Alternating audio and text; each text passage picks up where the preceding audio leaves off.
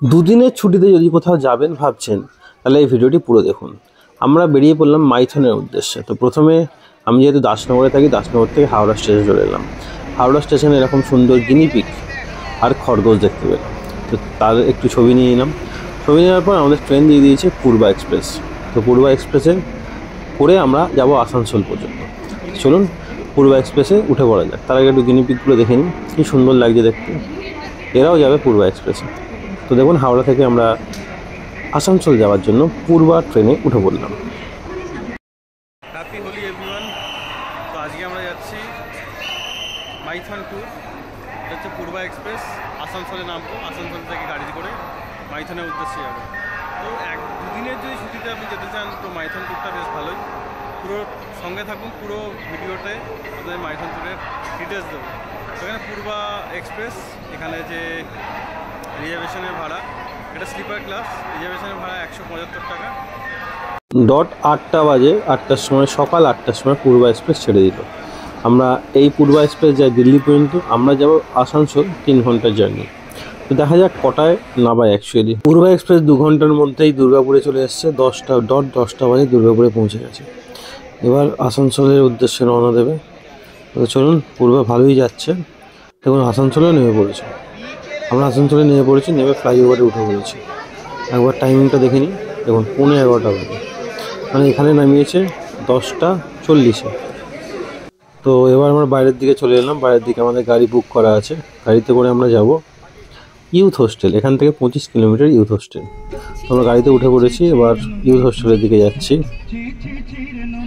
Youth হোস্টেলে আপনার রুমও দেখাবো এবং ভাড়া কীরকম সেটাও বলবো, আর কোথায় কোথায় ঘুরবেন সেটাও বলবো, কীরকম কী খরচা আছে সেগুলো পুরো ডিটেলসে বলবো। তার আগে বলে দিই, এখানে রাস্তাঘাট খুবই ভালো। আসানসোলের রাস্তাঘাট খুবই ভালো। আপনি যদি চান বাইক, কার অথবা বাইকও আসতে পারেন। হাওড়া থেকে যদি এখানে আসেন প্রায় 220 কিলোমিটার এখানে রাস্তা। যদি আপনি চান তো বাইক এবং কারে আসতে পারেন। তো আমি তো আসানসোলে নেমে এখান থেকে বা কারে করে যাচ্ছি। এবার বলে দিই, কারের এসি কার এখানে যদি আপনি চান তো নাম্বার আমি দিয়ে দেবো। এসি কারের ভাড়া হচ্ছে, যদি আপনি এসি না চালান তাহলে 1000 টাকা, যদি এসি চালান 1250 টাকা এখানে ভাড়া। তো এবার প্রায় 25 কিলোমিটার ভাড়া হচ্ছে 1250 টাকা, মানে দুটো গাড়ি যেহেতু আমাদের সঙ্গে ছিল সেহেতু 2500 টাকা ভাড়া এখানে নিয়েছে। তো এবার দেখুন এখানটা সুন্দর পাহাড় দেখতে দেখতে আপনি পৌঁছে যাবেন ইউথ হোস্টেলের সামনে। ইউথ হোস্টেলের পাশেই একদম মাইথন ড্যাম, মানে দামোদর ভ্যালি কর্পোরেশন ডিভিসির যে ড্যাম, একদম তার পাশেই ইউথ হোস্টেল, মানে ওয়াকিং ডিস্টেন্স ওখান থেকে। তো দেখুন এখানে পলাশ ফুল ফুটে আছে, খুবই সুন্দর লাগছে। তো আমরা রওনা দিয়েছিলাম দোলের দিন, মানে হোলি 2025, মানে 14 মার্চ আমরা রওনা দিয়েছিলাম। 14 মার্চ সকাল 8টার সময়। তো এবার দেখুন আমরা প্রায় পৌঁছেই গেছি। দেখুন ইউথ হোস্টেল এবং হোটেল শান্তিনিবাসও এর সঙ্গেই অ্যাটাচ আছে। দেখুন একটু ওপর দিকে মাইথন যুব আবাস। এবার দেখুন আমরা ভেতরে প্রবেশ করছি। দেখুন এটা হচ্ছে ইউথ হোস্টেল, এদিকটা ইউথ হোস্টেলের আর এদিকটা হচ্ছে হোটেল শান্তিনিবাসের ডান দিকটা। তো এটা হচ্ছে দেখুন এসি রুম।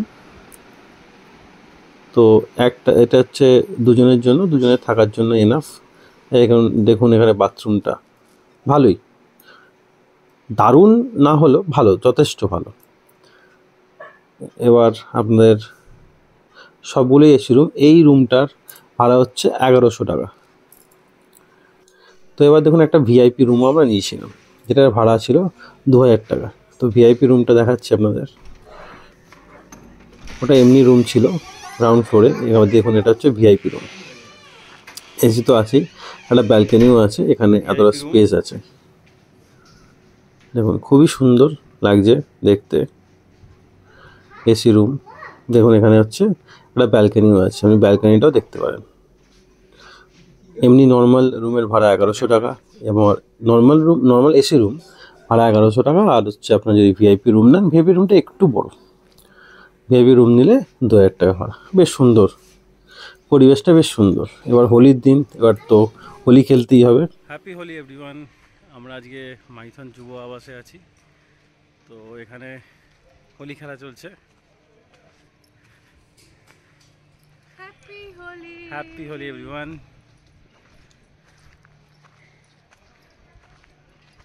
যদি এখানে আসতে চান দেখতে পারেন, এখানে এই অনলাইনে বুকিং করতে পারেন অথবা ফোন নাম্বারে ফোন করে আসতে পারেন। এবার চলুন আগে খাওয়া দাওয়াটা দেখা যাক, তারপর ঘোরাটা দেখাবো। তো দেখুন এখানে ঝন্টুর হোটেল আছে, একদম হেঁটে walking distance, hotel Shankar Jhantu.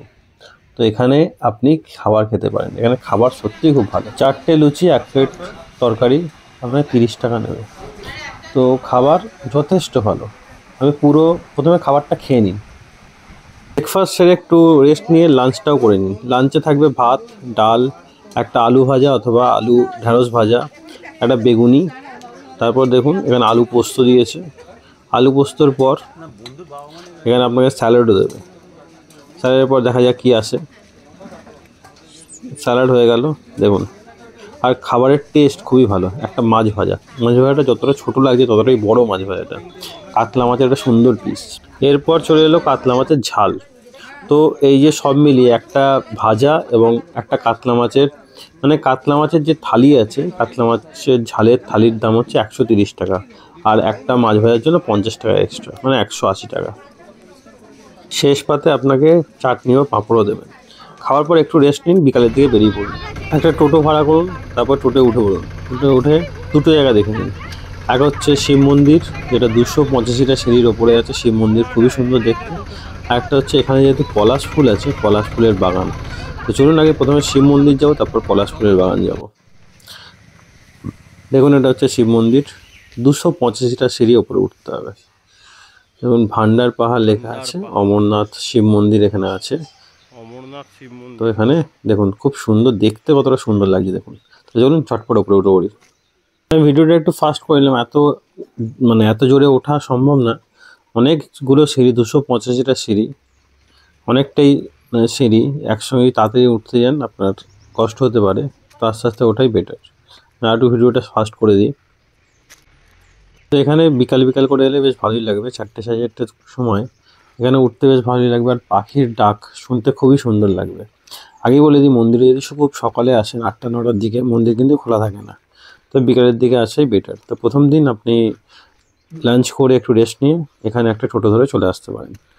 টোটোকে বলে দেবেন এইটা, আর হচ্ছে পলাশ বাগান আপনি ঘুরে আপনার ইউথ হোস্টেলে আবার নামিয়ে দেবে। 20 থেকে 30 টাকা পার হেড নেবে। তারপর যদি 10 জন থাকেন খুব ভালো হয়, কারণ ওদের একটা টোটোয় মোটামুটি 10 জনই ধরে। তো দেখুন অনেকটা খাড়াই, 285টা সিঁড়ি অনেকটাই উঁচু। তো আমি উঠে গেলাম উপরের দিকে। যাদের শ্বাসকষ্ট আছে তাদের না ওঠাই বেটার। তো দেখুন আমি উপরের দিকে যাচ্ছি। ওপর থেকে একটা সুন্দর ভিউ দেখা যায়, সেটা আপনাদের দেখাবো। আগে উপরের দিকে উঠি। দেখুন একটা ওম লেখা আছে বিশাল বড় পাথরে, একদম মন্দিরের সামনেই। দুদিকে দুদিকে বড় বড় পাথর, ওম লেখা আছে। দেখতে খুব সুন্দর লাগছে। সাইডটাও দেখতে পারেন, এখানে অনেকেই এসছে। কিন্তু সকালবেলা মন্দির বন্ধ থাকে, মোস্ট প্রবাবলি 10টার দিকে বা 9:30টার পরেই মন্দির খোলে। তো দেখুন পাহাড়গুলো কি সুন্দর লাগছে সাইডে, প্রাকৃতিক দৃশ্য খুবই সুন্দর।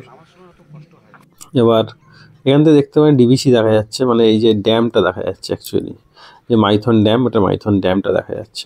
আমি ওটা আপনার সন্ধেবেলা দেখাবো, আগে এখানটা দেখি দর্শন করিয়ে নিই ঠাকুরের। দেখুন মাইথন ড্যামটা দেখা যাচ্ছে। তো দেখুন ওপরের দিকে আমি গেলাম।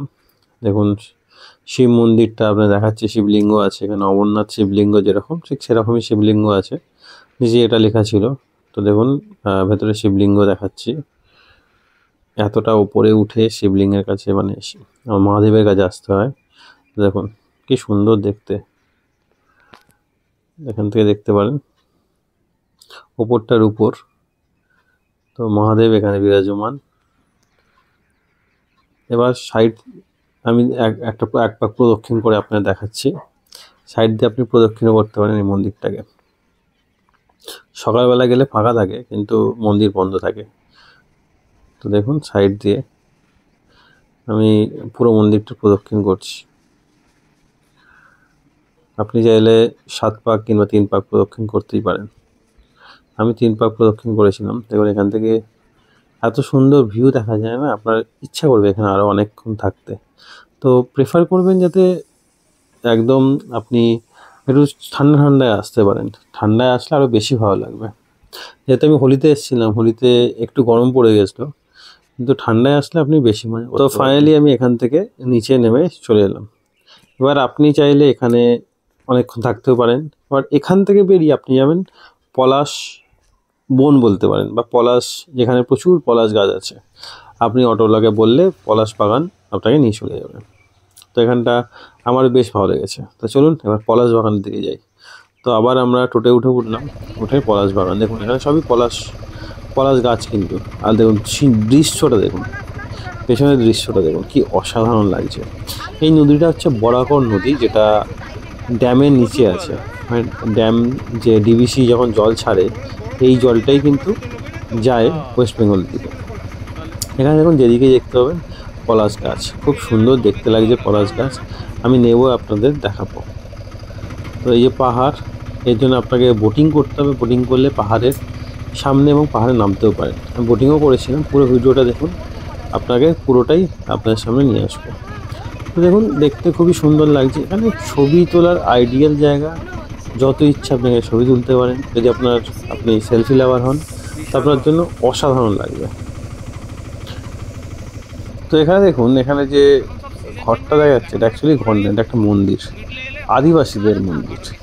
তারা তাদের দেবতা যখন এখানে পুজো হয়, তখনই তাদের দেবতা এখানে নিয়ে আসে, তারা ফাঁকাতে রাখে না। দেখতে পারেন এখানে, এখানে হচ্ছে এই যে মন্দিরটা, এটা হচ্ছে আদিবাসীদের মন্দির।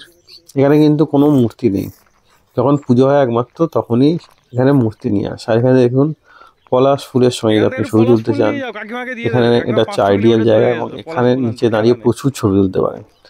আমি ওখানে প্রচুর ছবি তুলেছি, এটা খুবই সুন্দর লাগছে দেখতে। প্রাকৃতিক মনোরম, যদি প্রকৃতিকে ভালোবাসেন, এই জায়গাটা আপনার ভালো লাগতে বাধ্য। তো দেখুন এটাই সেই মন্দির, যে মন্দিরে তাদের দেবতাকে নিয়ে এসে পুজো করে আদিবাসীরা। এমনি সময় বন্ধই থাকে, আর কোনো মূর্তি থাকে না, যেহেতু আদিবাসীদের মূর্তি তাদের যে গ্রাম আছে সেখানেই রাখে। তো দেখুন এটা হচ্ছে আইডিয়াল জায়গা ছবি তোলার জন্য। দেখুন ব্যাকগ্রাউন্ডটা কি সুন্দর দেখুন, তাই বললাম আইডিয়াল জায়গা ছবি তোলার জন্য। এখানে প্রচুর পলাশ ফুল পড়ে আছে, আপনি যদি চান নিচ থেকে প্রচুর পলাশ ফুল নিতে পারেন। গাছ থেকে না নেওয়াই ভালো, কারণ ফুলের সৌন্দর্য গাছেই। দেখুন দেখতে খুবই সুন্দর লাগে, সাইডের যে প্রকৃতি দেখুন, পলাশ ফুল অসাধারণ লাগছে। আর এখানে সাইড সিন তো যতই প্রশংসা করা যায় ততই কম। তো পুরোটা আপনাদের টোটোওয়ালাকে বললে পুরোটা আপনাকে ঘুরে দেখাবে, দেখে আপনি এখানে মনোরম পরিবেশের আনন্দ নিতে পারেন। আনন্দ নেওয়ার পর তো এখানে আপনার আসলে আরেকটু থাকতে ইচ্ছে করে, কারণ এত সুন্দর পরিবেশ। আর পলাশ ফুল যদি আপনি ভালোবাসেন, পলাশ ফুল যদি কেনা ভালোবাসে, তো এখানে এত পলাশ ফুল পড়ে আছে, আর এখানে ব্যাকগ্রাউন্ড এত সুন্দর, চিন্তার বাইরে। যাই হোক, ওখান থেকে আবার এই জায়গাটা হচ্ছে মেনলি মেলা বসে এই জায়গাটা। তো এখানে দেখতে পারেন, এখান থেকে বোটিংও হয়, আপনি যদি চান এখান থেকে বোটিংও করতে পারেন। তো এটা দেখে আপনি মাইথনের বা যুব আবাসের সামনে নেমে যেতে পারেন, বা মাইথন ড্যামের সামনে আপনাকে নামিয়ে দেবে। নামিয়ে দেওয়ার পর আপনি এখানে এটা মাইথন ড্যামের আপনাকে দৃশ্য দেখাচ্ছে ড্যামের ওপর থেকে। আপনি বিকালবেলা চলে আসুন মাইথন ড্যামে। এটা দেখুন একদম ড্যামের গেট, এটা এখান থেকে অ্যাকচুয়ালি ডিভিসি জল ছাড়ে, সেটা এটা বেঙ্গলের দিকে চলে যায়। তো ড্যামে আপনি বিকালবেলা আসুন, এই পলাশ বাগান আর যে শিব মন্দির দেখে আপনি ড্যামের দিকে বিকালে চলে আসুন। এখানে হাঁটুন বা এখানে বসতে পারেন, অসাধারণ লাগবে, অসাধারণ। যেরকম দীঘা পুরীতে বিচের ধারে বসলে যত সুন্দর লাগে, এখানেও ঠিক সেম ততটাই সুন্দর লাগবে। আপনি এখানটা এই যে পুরো ড্যামটা আমি দেখাচ্ছি, পুরো ড্যামটা আপনি হাঁটতে পারেন বা এখানে বসতে পারেন। কিন্তু যেহেতু এটা হাই সিকিউর জোন, আপনি উল্টোপাল্টা কিছু, যেমন কেক কাটা থেকে শুরু করে বা এখানে চেঁচামেচি করা থেকে শুরু করে প্রচণ্ড খারাপ কিছু, মানে যেহেতু এখানে স্মোকিং করা থেকে শুরু করে সবই এখানে ব্যান আছে। আপনি চাইলে এমনি বসতে পারেন বা ছবি তুলতে পারেন। তো বিকালবেলাটা এখানে দারুণ লাগবে। আপনি বিকালবেলাটা এখানে ঘুরে বা এখানে বসে আড্ডা মেরে তারপর ইউথ হোস্টেলে চলে যান। ইউথ হোস্টেলে গিয়ে সেদিনটা সুন্দরভাবে কাটান। আমরা ইউথ হোস্টেলে ফিরে এসে বন্ধু জমে সেলিব্রেট করেছিলাম, এবং আমাদের পুরো টিম আপনাদের সামনে শেয়ার করছি। আমাদের পুরো টিম যে আমরা বন্ধুরা মিলে এখানে এসেছিলাম, তাদের সবাইকে দেখাচ্ছি। আপনারা চান যদি কারোর কোনো অ্যানিভার্সারি কিংবা বার্থডে থাকে, তো এখানে মাইথনের যে ড্যাম আছে ওর ওপরে কাটতে দেবে না কেক। তো আপনি যদি কেক কাটতে চান, আপনি হোটেলে ইউথ হোস্টেলে এসেই কেক কাটতে পারেন। না না না, তারপর রাতে ঝন্টুর হোটেলেই চলে এলাম। দেখুন এটা হচ্ছে প্রায় 6 পিস থেকে 8 পিস চিকেন আছে এখানে, 150 টাকা করে প্লেট, আর 6 টাকা পিসে রুটি। আপনি চান এখানে ভাতও খেতে পারেন। তো সেই ঝন্টুর হোটেলেই এই দিদি খুব সুন্দর রান্না আর খুব সুন্দর পরিবেশন। তো এখানে এসে আপনি একটু হালকা ঠান্ডা। রুটি এবং চিকেন খেতে পারেন। তো এবার যদি রাত্রেবেলা চান একটু ড্যাম থেকে আপনি হেঁটেও আসতে পারেন, কিন্তু বেশি রাত না করাই ভালো।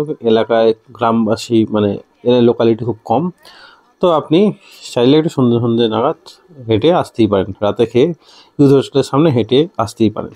তো এবার আপনি এরপর রাতে শুয়ে পড়ুন, সকালবেলা উঠে ফ্রেশ হয়ে এক টোটো ধরে বেরিয়ে পড়ুন মায়ের উদ্দেশ্যে। তো দেখুন এখানে মায়ের মন্দির আছে, তো এখানে আপনি চলে আসুন পুজো দিতে। তো এখানে আমি ভেতরে গিয়ে আপনার সামনে দেখাবো মা কল্যাণেশ্বরী মন্দির। এটা একটা সতীপীঠ। তো এখান থেকে যে ইউথ হোস্টেল থেকে বেশিক্ষণ না, প্রায় 2 থেকে 3 কিলোমিটার রাস্তা। আপনি টোটো ধরে চলে আসুন এখানে সকালবেলা, একদম চান টান করে এখানে চলে আসুন পুজো দিতে। এখানে পুজো দেওয়ার পর ভেতরে গিয়ে আমি দেখাচ্ছি আপনাকে। তো দেখুন এই যে মন্দিরের চারিপাশে দোকান, ভেতর দিকে প্রবেশ করছি। তো যেহেতু আমরা দোলের দিন এসেছিলাম, মানে 14 তারিখ এসেছিলাম, 14 তারিখ যেগুলো করলাম আপনার সঙ্গে শেয়ার করলাম। এবার 15 তারিখ হচ্ছে সকালবেলা আমরা চলে এলাম পুজো দিতে এখানে। তো এখানে আপনি জুতো রেখে প্রসাদ নিয়ে এখানে যেতে পারেন। এখানে খুব সুন্দরভাবে পুজো হয়, পুজোর সিস্টেমটা আপনাকে দেখাচ্ছি। তো ভেতরে যাচ্ছি। যেহেতু সকালবেলা এসেছিলাম একটু ফাঁকাই ছিল, প্রচুর ভিড় না, একটু আধ ঘন্টা লাইন দিতে হয়েছিল। তো দেখতে পারেন এখানে খুব সুন্দর ফুল হয়ে আছে। তো ভেতরে দেখুন মন্দির প্রাঙ্গণটা আপনি দেখাচ্ছি।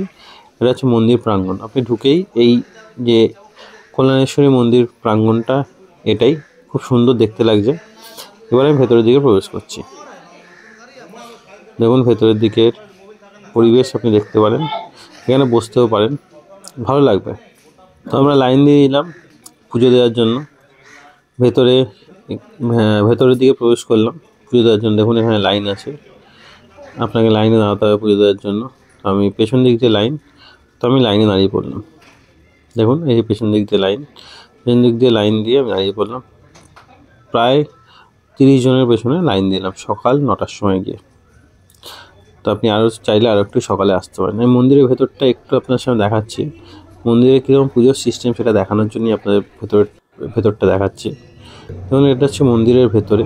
মা এখানে মূর্তি না, শিলারূপে পূজিত হন। আর এখানে এক পুরোহিত আছেন, তিনি মন্ত্র বলে আপনারকে পুষ্পাঞ্জলি দিয়ে আপনি নিজে মায়ের মানে শিলায় হাত দিয়ে পুজিতে পারবেন। দেখতে পারেন এখানে এই যে এটা হচ্ছে শিলা। আর মা এখানে খুবই জাগ্রত। আপনি আপনার মনস্কামনা আপনি মাকে বললে অবশ্যই সেটা পূরণ হয়। তো দেখুন আমরা মনস্কামনা বলে এখানে পুরোহিতের সামনে বসে মন্ত্র বলে পুজো দিয়ে তারপর সেখান থেকে এসেছি। খুবই ভালো লেগেছে এখানে পুজো দিয়ে। অন্য জায়গার থেকে এখানে পুজো দেওয়াটা খুবই ভালো। আর অন্য জায়গায় যেরকম কোথাও পান্ডাদের খুব ভিড় বা কোথাও পুজো দেওয়াই হয় না, তার থেকে এটা খুব ভালো। মন আপনার শান্তি হয়ে যাবে পুজো দিয়ে। তো পুজো দিয়ে আমরা খেয়ে দিয়ে হোটেলে গেছিলাম। হোটেলে এসে দুপুরবেলা, যেহেতু গরম হোলির সময়, দুপুরবেলা আমরা খাওয়া দাওয়া করে রেস্ট নিয়ে বিকালবেলা বেরোলাম বোটিংয়ের জন্য। ড্যামের ওপর দিয়ে যেতে কী না ভালো লাগে টোটোয় করে। দেখুন কী সুন্দর লাগছে, পরিবেশটাই আলাদা, এত সুন্দর লাগছে। যদি আপনি সন্ধ্যেবেলা যান, একটা ঠান্ডা পাথুরে যেহেতু এলাকা, একটা ঠান্ডা মনোরম পরিবেশ, একটা সুন্দর হাওয়া। আর এখানে সবথেকে প্লাস পয়েন্ট জল হাওয়া খুব ভালো এখানে। আপনি যাই খাবার খান না কেন এখানে খুব তাড়াতাড়ি হজম হয়ে যায়। আর দেখুন ড্যাম থেকে আমি ড্যামটা পেরিয়ে চলে এলাম। এবার যাচ্ছি বোটিংয়ের উদ্দেশ্যে। তো বোটিং করবো আপনাদের পুরো, মানে এই যে ড্যামের নিচ থেকে আমি আপনাদের দেখাবো ভিডিওতে। চলুন বোটিংয়ের জন্য আমি নেমে পড়লাম। বোটিংয়ে আবার দেখতে পারেন এখানে 2000 টাকা এলো। কোথায় কোথায় ঘোরাবে, লক গেট ঘোরাবে, বড় পাহাড় ঘোরাবে, আর সবুজ দ্বীপ ঘোরাবে। সবুজ দ্বীপে নামতে পারবেন। তো 6 জনের জন্য এইটা হচ্ছে 2000 টাকা। এটা অনলি 6 পার্সেন্ট, দেখতে পারেন। তো চলুন দেখা যাক। এটা হচ্ছে জেটি বলতে পারেন এই নৌকায় করে। এটা কিন্তু হাত টানা নৌকা, এখানে সময় লাগে 2 ঘন্টা, প্রায় 4:30 থেকে আমরা বেরিয়েছিলাম, 6:30টায় ব্যাক এসেছিলাম। 2000 টাকার জন্য 6 জনের জন্য 2 ঘন্টা, একবার যাবে একবার আসবে। 3টে ট্যুর 2000 টাকা 6 জন। তো আমার যদি সাজেশন চান তাহলে আপনার শুধু সবুজ দ্বীপ ঘুরে আসাই যথেষ্ট। তো আমরা বেরিয়ে পড়লাম, প্রথমে লক গেট দেখবো, তারপর বড় পাহাড়, তারপর সবুজ দ্বীপ, তারপর বড় পাহাড় দেখতে পারেন। এই নৌকাগুলো হচ্ছে হাতে নাড়া নৌকা, এতে করেই আমরা ভ্রমণ শুরু করলাম, বা বোটিং বলতে পারেন বা নৌকা ভ্রমণ বলতে পারেন, যা ইচ্ছা আপনি বলতে পারেন, তাকে নৌকা ভ্রমণ শুরু করলাম। এবং দেখতে খুবই সুন্দর লাগছে। এটা হচ্ছে লক গেট, এটাই ডিভিসি জল যখন ছাড়ে, বেঙ্গল যখন বা বেঙ্গলের ঘাটালে যে জল বেড়ে যায়, এখান থেকেই জল ছাড়ার দরুন বেড়ে যায়। আর যেহেতু এখানে প্রচণ্ড বৃষ্টি হলে প্রচণ্ড চাপ আসে, তাই লক গেটগুলো খুলে দিতে হয় ডিভিসিকে, নাহলে হয়তো এটা ভেঙে যেতে পারে। তো এটা হচ্ছে লক গেট, নিচ থেকে আপনার দেখালাম, দেখতে খুব সুন্দর লাগছে। দেখুন একটু জুম করে দেখাচ্ছি আপনাদের, দেখুন এটা হচ্ছে lock gate, DVC Damodar valley কর্পোরেশনের লক গেট। নিচ থেকে এটা দেখতে খুব সুন্দর লাগছে, দেখুন খুবই সুন্দর লাগছে দেখতে। এবার আমরা যাব সবুজ দ্বীপের উদ্দেশ্যে। দেখুন কত সুন্দর লাগে, এই নদীটা হচ্ছে বরাকর নদী। তো আমরা একটা বড় পাহাড়ে আসার সময় আসবো, আগে সোজা সবুজ দ্বীপে যাবো, যেখানে আমরা নেবে তো সবুজ দ্বীপটা ঘুরে দেখবো।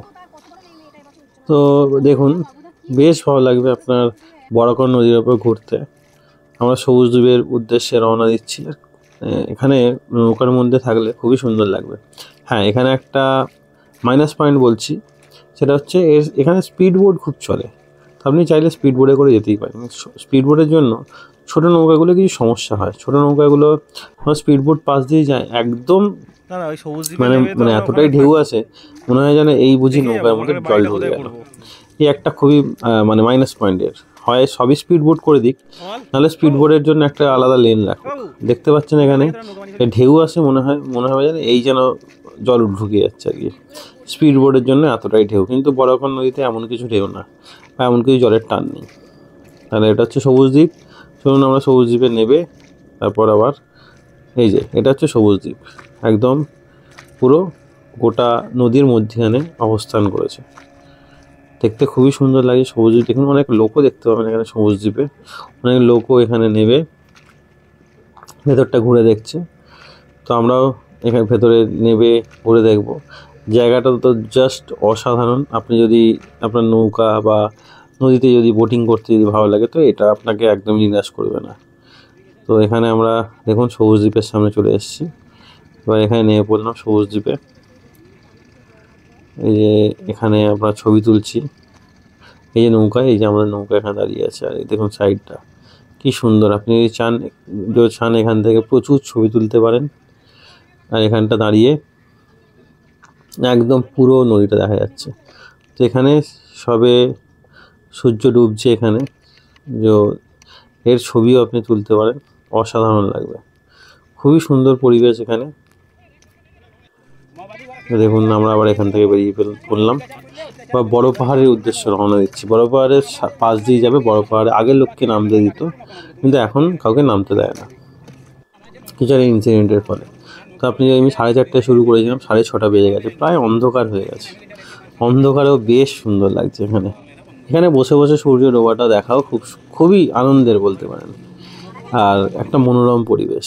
দেখুন এখানে আমরা সূর্য ডুবে গেছে প্রায়, আর ক্ষীণ আলো আছে। তো আমরা হোটেলে গিয়ে তার পরের দিন সকালে, আমাদের ট্রেন ছিল 3টে, সকালবেলা আমরা লাঞ্চ ফাঞ্চ করে নিয়ে এখান থেকে বেরিয়ে পড়লাম স্টেশনের উদ্দেশ্যে।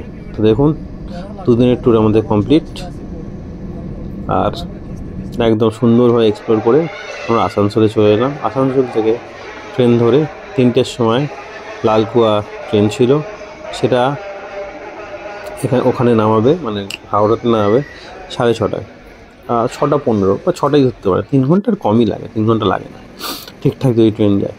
তো এখানে দেখুন আমার ট্রেন দিয়ে দিয়েছে, আমরা ট্রেনে উঠে এবার হাওড়ার উদ্দেশ্যে রওনা দেবো। তো আমাদের এই দুদিনের ট্যুর আপনাদের পুরো ভিডিওটা যদি দেখে থাকেন কীরকম লাগলো কমেন্টে অবশ্যই জানাবেন। ভিডিওর যদি একটুও ভালো লেগে থাকে ভিডিওটা লাইক এবং চ্যানেলটা সাবস্ক্রাইব অবশ্যই করবেন। এবং কিছু জানকারি যদি কিছু দরকারি যদি তথ্য আপনাদের দরকার হয় কমেন্টে জানাবেন, অবশ্যই আপনারা রিপ্লাই করবো। তো দেখুন আমরা হাওড়ায় নেমে পড়েছি, হাওড়ায় এখানে নেমে পড়ি, এটা হাওড়া স্টেশন। এখান থেকে আবার আমরা, এটা হচ্ছে লালকুয়া ট্রেন, এখান থেকে বাড়ির উদ্দেশ্যে রওনা।